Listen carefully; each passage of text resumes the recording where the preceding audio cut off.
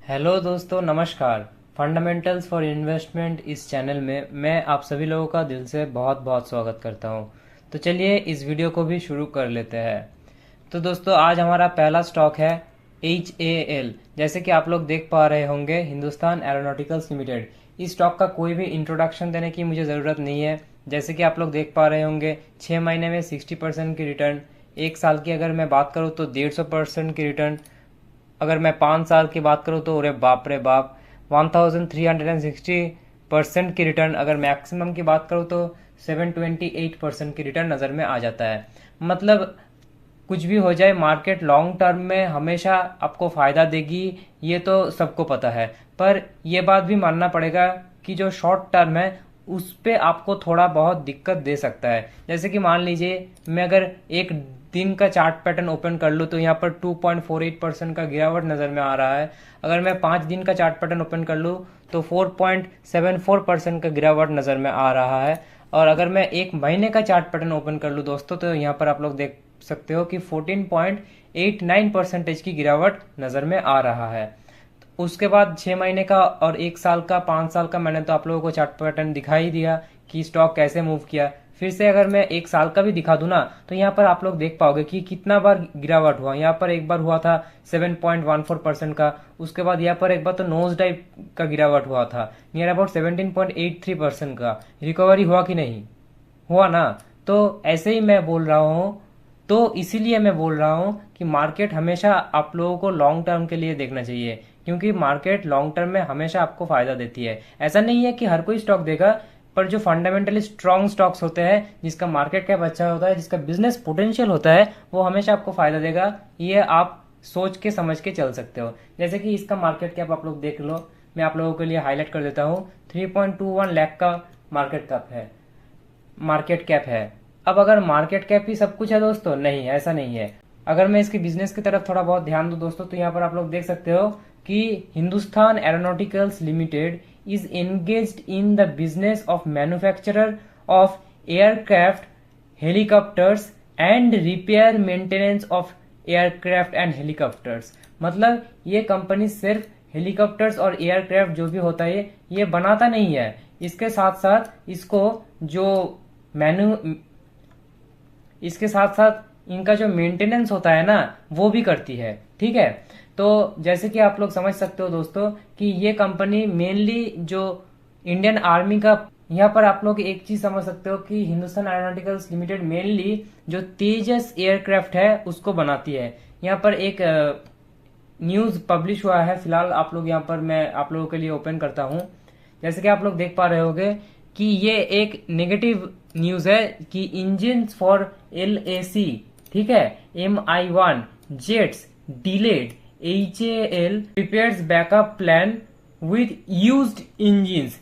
बहुत ध्यान से समझिएगा दोस्तों, used engines to begin deliveries, मतलब डिलीवरी करने के लिए यूज्ड इंजन का इस्तेमाल कर रहा है HAL। ठीक है। तो ये एक बहुत ही बड़ा नेगेटिव न्यूज हम लोगों के पास आया है। फिलहाल तो HAL ने जो इंडियन आर्मी को प्रॉमिसिंग डेट दिया था वो जुलाई और अगस्त के बीच का था, वो डेट भी फेल करता हुआ नजर में आ रहा है। और फिलहाल जो डेट दिया है डिलीवरी का जेट्स का, वो है दोस्तों नवंबर और दिसंबर के बीच में। फिलहाल एग्जैक्ट डेट अभी पब्लिश नहीं किया है। उसके साथ साथ हम लोग ये सोच सकते हैं कि ये जो गिरावट है ना स्टॉक प्राइस में, अगर मैं 5 दिन या फिर एक महीने का बात करूं, ये जो गिरावट है इसके चलते थोड़ा बहुत पैनिक वाला माहौल स्टॉक में क्रिएट हो रहा है, ये हम लोग समझ सकते हैं। नेक्स्ट अगर मैं बात करूं दोस्तों, तो एक गुड न्यूज भी है कि Israel aerospace industry in talks with HAL, okay, in talks with HAL for wide body P2F conversion facility in India. ठीक है। मतलब इजराइल के company P2F conversion facility in India open करना चाहती है HAL के साथ। ये एक गुड न्यूज हम मान सकते हैं। तो ऐसा ही होता है दोस्तों, बाजार में कुछ गुड न्यूज आ जाता है, बैड न्यूज आ जाता है, उसके चलते स्टॉक प्राइसेस के ऊपर थोड़ा बहुत इम्पैक्ट पड़ता हुआ नजर में आ जाता है। नेक्स्ट अगर हम लोग बात करें दोस्तों, तो वो है जोमेटो लिमिटेड। यहाँ पर आप लोग देख पाओगे कि फ्राइडे के दिन नियर अबाउट 12.24% की तेजी दिखाया हुआ है। अगर मैं 5 दिन का बात करूं तो नियर अबाउट 15%, एक महीने में 6 महीने में 87%, और अगर एक साल की मैं बात करूं तो नियर अबाउट 175% का रिटर्न नजर में आ जाता है। अब इतना बड़ा तेजी के पीछे जो रीजन है दोस्तों, चलिए उसको थोड़ा बहुत जानने की कोशिश करते हैं। यहाँ पर आप लोग देख पाओगे दोस्तों कि जो जोमेटो का प्लेटफॉर्म फीस है, पहले जो 2 रुपए हुआ करता था, फिलहाल तो 6 रुपए यहाँ पर कर दिया गया है। जो 2 रुपए हुआ करता था, फिलहाल तो 6 रुपए यहाँ पर कर दिया गया है। यहाँ पर आप लोग देख पाओगे, ठीक है। और इसके साथ साथ हम लोग ये देख सकते हैं कि प्लेटफॉर्म फीस जो है वो नियर अबाउट 83 करोड़ का है। इस क्वार्टर में सिर्फ प्लेटफॉर्म फीस से कमाया गया है। मतलब जोमेटो ने जितना भी प्रॉफिट किया, जो नेट प्रॉफिट है, उनमें से 83 करोड़ दोस्तों सिर्फ प्लेटफॉर्म फीस, जो 6 रुपए आपने देखा ना, सिर्फ उसमें से कमा लिया। और नेक्स्ट अगर मैं और इन्फॉर्मेशन थोड़ा बहुत डिटेल स्टडी करो तो यहाँ पर आप लोग देख सकते हो कि ये सेवरल जोमेटो के जो डिलीवरी पार्टनर्स है, जो कि जितने भी रेस्टोरेंट्स हैं, वो ये सब कह रहे हैं कि जोमेटो यहाँ पर भी रुका नहीं जाएगा, कि जोमेटो यहाँ पर रुक के खड़ा नहीं होगा। जोमेटो ये जो प्राइस है प्लेटफॉर्म फीस, ये और बढ़ाएगा और नियर अबाउट 10 to 15 तक इसको लेके जाएगा। ऐसा नहीं है कि 6 रुपए से सीधा 10 रुपए कर देगा, ऐसा नहीं करेगा। 6 रुपए से 7 करेगा, उसके बाद 8 करेगा, उसके बाद 9 करेगा। ऐसे धीरे धीरे करके जो प्लेटफॉर्म फीस है उसको ऊपर लेके जाएगा। अब आप भी मन ही मन कैलकुलेट कर लीजिए कि 6 रुपए में अगर क्वार्टरली 83 करोड़ का प्रॉफिट हो गया, तो अगर 10-15 रुपए कर दिया प्लेटफॉर्म फीस, तो कितना बड़ा प्रॉफिट हो सकता है जोमेटो को। नेक्स्ट चलिए अगर मैं बात करूं quarter on quarter basis results की। नेक्स्ट अगर मैं बात करूं दोस्तों quarter on quarter basis results की, तो यहाँ पर आप लोग देख पाओगे कि पिछले क्वार्टर में जोमेटो ने 175 करोड़ की प्रॉफिट किया था, और फिलहाल तो 253 करोड़ का प्रॉफिट नजर में आ जाता है। इनका जो मतलब चेंज ऑफ बिजनेस हुआ था दोस्तों, वो आप लोग देख सकते हो जून 2023 में, जबकि लॉस से पहली बार कंपनी टर्न अराउंड किया था प्रॉफिट में, और उसको फिलहाल तो मतलब प्रॉफिट में ही रहना है कंपनी को। और फिलहाल कंपनी तो सिर्फ और सिर्फ प्रॉफिट में ही रहता हुआ नजर में आ रहा है।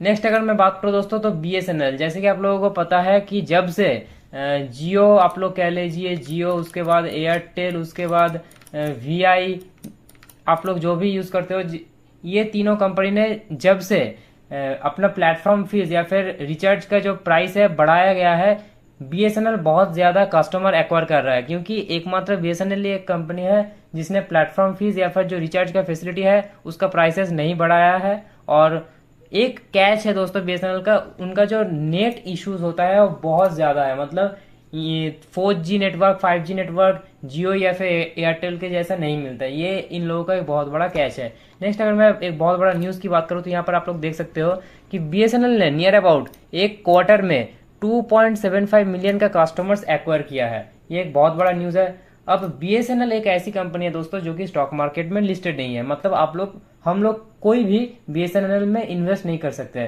तो ऐसा कौन से स्टॉक्स है जो कि इस न्यूज के चलते थोड़ा बहुत सामने आ सकता है, रिटेलर्स का थोड़ा बहुत सामने आ सकता है, भाग सकता है या फिर गिर भी सकता है अकॉर्डिंग टू मार्केट कंडीशंस। तो पहले ही मैं आप लोगों को क्लियर कट डिस्क्लेमर देना चाहूंगा दोस्तों कि मेरे साइड से कोई भी बाई, सेल, होल्ड या फिर एवरेज करने के लिए मैं नहीं बोल रहा। मैं सिर्फ और सिर्फ ये वीडियो स्टडी पर्पसेस के लिए बना रहा हूँ। मैं जो भी स्टॉक्स अभी बताने जा रहा हूँ दोस्तों, वो बहुत ही ज्यादा वाला रिस्की है। मार्केट तो मतलब छोड़िए, कंपनी तो घाटे में है, फिर भी स्टॉक प्राइस भाग रहा है। मतलब आप लोग सोच सकते हो कि कितना बड़ा रिस्क है इन स्टॉक्स में। तो चलिए एक बार उन स्टॉक्स को थोड़ा बहुत एक झलक से देख लेते हैं। पहला स्टॉक है दोस्तों MTNL, मतलब महानगर टेलीकॉम निगम लिमिटेड। आप लोग देख सकते हो कि एक महीने में अगर मैं एग्जैक्ट कैलकुलेट करूं तो नियर अबाउट 129% भगाया गया, ठीक है। और उसके बाद वहां पर आप लोग देख सकते हो कि 22% गिरावट। अगर मैं 5 दिन की बात करूं तो स्टेप बाय स्टेप मतलब सर्किट लगता हुआ नजर में आ रहा है। आप लोग यहाँ पर अगर मार्केट कैप देखोगे तो सिर्फ और सिर्फ 5,000 करोड़ की मार्केट कैप है, और बिल्कुल मतलब तबाह कंपनी है। मतलब सिर्फ और सिर्फ ये जो न्यूज है ना कि बीएसएनएल का कस्टमर बेस इंक्रीज हो रहा है, सिर्फ उसके चलते यहाँ पर आप लोग देख सकते हो एक बहुत बड़ा मैसिव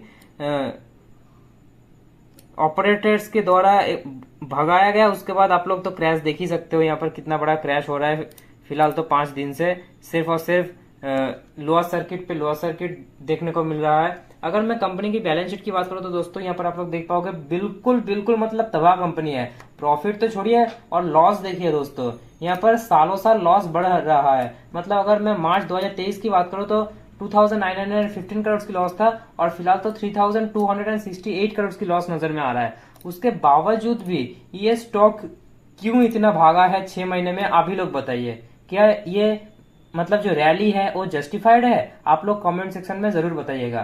तो चलिए बढ़ते हैं नेक्स्ट स्टॉक की तरफ दोस्तों, तो वो है TTML, टाटा टेलीसर्विस महाराष्ट्र लिमिटेड। अब टाटा है, इसका मतलब ये मत सोच लेना कि इस स्टॉक में पैसा लगाना है। कंपनी का बैलेंस शीट स्टडी करना भी बहुत जरूरी है। यहाँ पर आप लोग देख सकते हो कि कितना बड़ा सीसो टाइप यहाँ पर डांस चलता है, कितना बड़ा मतलब ऑपरेटर्स की द्वारा यहाँ पर मतलब कितने साल देखिए दोस्तों, 2010 से लेके 20 तक चला ही नहीं कंपनी, उसके बाद इतना बड़ा मूवमेंट आ गया, उसके बाद बिल्कुल 75 to 80% क्रैश हो गया। मतलब ऑपरेटर्स की द्वारा कितना बड़ा रैली करवाया जाता है, उसके बाद शेयर्स को डंप कर दिया जाता है, अच्छे से समझिएगा। इस स्टॉक्स में टाइमिंग बहुत जरूरी है। मतलब ये जो न्यूज आया BSNL का, उसके बाद से ही इतना बड़ा रैली आया है इस स्टॉक में। अगर मैं आप लोगों को एक शॉर्ट टर्म व्यू बता दूं तो आप लोग देख सकते हो कि एक महीने में 27% की रैली। मतलब जब से BSNL का न्यूज आया है Tata teleservices Maharashtra limited भागना शुरू कर दिया, और उसके बाद देख सकते हो यहाँ पर थोड़ा बहुत गिरावट भी नजर में आ जाता है 12.28% के आसपास। अगर मैं इसका बैलेंस शीट की बात करूं दोस्तों तो यहाँ पर आप लोग देख सकते हो ये भी बिल्कुल और बिल्कुल तबाह कंपनी है। अगर मैं year on year basis profit and loss statement की बात करूं तो यहाँ पर आप लोग देखो कि पिछले साल तो 1228 करोड़ की प्रॉफिट था और फिलहाल तो लॉस बढ़ के पिछले साल तो दोस्तों 1228 करोड़ की लॉस था और इस साल तो नियर अबाउट 1251 करोड़ की लॉस नजर में आ जाता है। मतलब इतना लॉस होने के बावजूद भी ये स्टॉक इतना भाग रहा है, आप लोग देखिए। क्या ये जस्टिफाइड है दोस्तों? आप लोग कमेंट सेक्शन में इसके बारे में भी जरूर बताना। और इसका मतलब ये नहीं मैंने ये दोनों स्टॉक्स को कवर किया।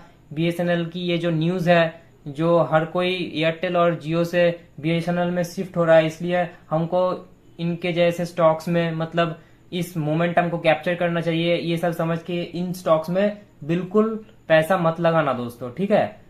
कोई भी अगर स्टॉक में पैसा लगाना हो तो उसको बहुत ही फंडामेंटली जज करना, उसको स्टडी करना, उसके बाद आप लोग डिसीजन लेना, ठीक है दोस्तों। तो चलिए दोस्तों इस वीडियो को यहीं पर खत्म करते हैं। अगर आप लोगों को अच्छा लगा है तो जरूर लाइक कीजिएगा, कमेंट कीजिएगा और सब्सक्राइब करना मत भूलिएगा। तो चलिए इस वीडियो को खत्म करते हैं यहीं पर, मिलते हैं नेक्स्ट वीडियो में। Bye bye.